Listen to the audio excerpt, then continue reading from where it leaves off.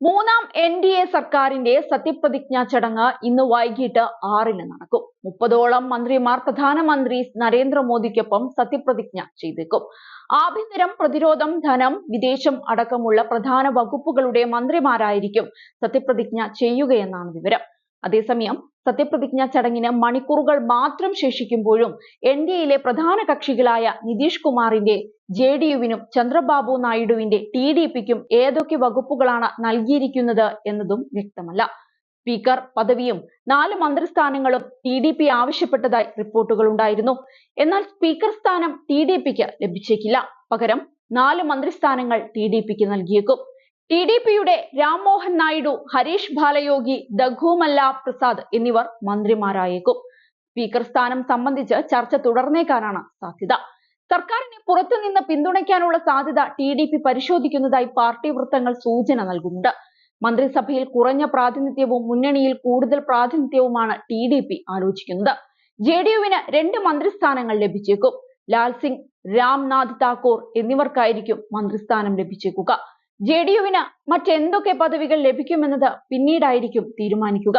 ഘടകകക്ഷികളിൽ നിന്ന് ചിരാഗ് പാസ്വാൻ, HD കുമാരസ്വാമി, ജയന്ത് ചൗധരി, അനുപ്രിയ പട്ടേൽ, ജിതൻ റാം മാഞ്ചി, പ്രഫുൽ പട്ടേൽ, രാം മോഹൻ നായിഡു എന്നിവരായിരിക്കും മന്ത്രിസഭയിൽ ഉണ്ടാവുക. വകുപ്പുകൾ സംബന്ധിച്ച സഖ്യകക്ഷികളുടെ ആവശ്യങ്ങൾ പിന്നീടായിരിക്കും പരിഗണിച്ചേക്കുക. റെയിൽവേ, ഗതാഗതം, നിയമം, ഇൻഫർമേഷൻ ടെക്നോളജി, വിദ്യാഭ്യാസം തുടങ്ങിയ വകുപ്പുകളും BJP വിട്ടു നൽകിയേക്കില്ല. ജാതി മത സമവാക്യങ്ങൾ കൂടി പരിഗണിച്ചായിരിക്കും തീരുമാനം. അതേസമയം നിർമ്മല സീതാരാമൻ, അമിത്ഷാ തുടങ്ങി മുൻ മന്ത്രിസഭയിലെ പ്രമുഖരെല്ലാം മൂന്നാം മോദി സർക്കാരിലും ഉണ്ടാകുമോ എന്ന് ഉറ്റുനോക്കപ്പെടുന്നുണ്ട്. അമിത്ഷാ, നിർമ്മല സീതാരാമൻ എന്നിവർ സംഘടനാ രംഗത്തേക്ക് മടങ്ങണമെന്ന അഭിപ്രായവുമുണ്ട്. BJP ദേശീയ അധ്യക്ഷൻ നദ്ദയുടെ കാലാവധി അവസാനിക്കുന്ന സാഹചര്യത്തിൽ നിർമ്മല പാർട്ടി അധ്യക്ഷ പദം ഏറ്റെടുക്കട്ടെ എന്ന ചർച്ചകൾ BJPയിലുണ്ട്. വൈകാതെ തന്നെ ഇക്കാര്യത്തിൽ നേതൃത്വം തീരുമാനമുണ്ടാക്കും. അതിനിടെ സർക്കാർ രൂപീകരണ ചർച്ചകളിൽ നിന്നും പിന്നോട്ടു പോയിട്ടില്ലെന്ന സൂചനകൾ തന്നെയാണ് ഇന്ത്യ സഖ്യം നൽകുന്നത്.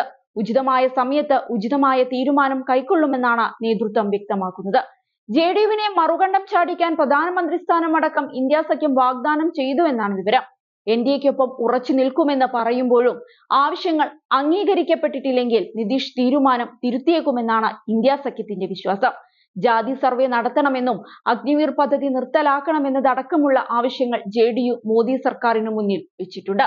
ഇതുൾപ്പെടെയുള്ള വിഷയങ്ങളിൽ എന്ത് നിലപാട് സർക്കാർ കൈക്കൊള്ളുമെന്നതിന്റെ കൂടി അടിസ്ഥാനത്തിലായിരിക്കും മോദി സർക്കാരിനുള്ള JDUവിന്റെ പിന്തുണ. എന്തായാലും തനിച്ച് ഭൂരിപക്ഷം ലഭിക്കാത്ത സാഹചര്യത്തിൽ സമവായമില്ലാതെ മുന്നോട്ടു പോകുക BJPക്ക് അത്ര എളുപ്പമല്ല. അതേസമയം രാഹുൽ ഗാന്ധിയെ ലോക്സഭാ പ്രതിപക്ഷ നേതാവായി തിരഞ്ഞെടുത്തിരിക്കുകയാണ് കോൺഗ്രസ്. കഴിഞ്ഞ ദിവസം ചേർന്ന പ്രവർത്തക സമിതിയിൽ ലോക്സഭയിലെ പ്രതിപക്ഷ നേതാവിന്റെ റോൾ ഏറ്റെടുക്കാൻ രാഹുൽ ഗാന്ധിയോട് അഭ്യർത്ഥിക്കുന്ന പ്രമേയം പാസാക്കിയതായി KC വേണുഗോപാലാണ് അറിയിച്ചത്.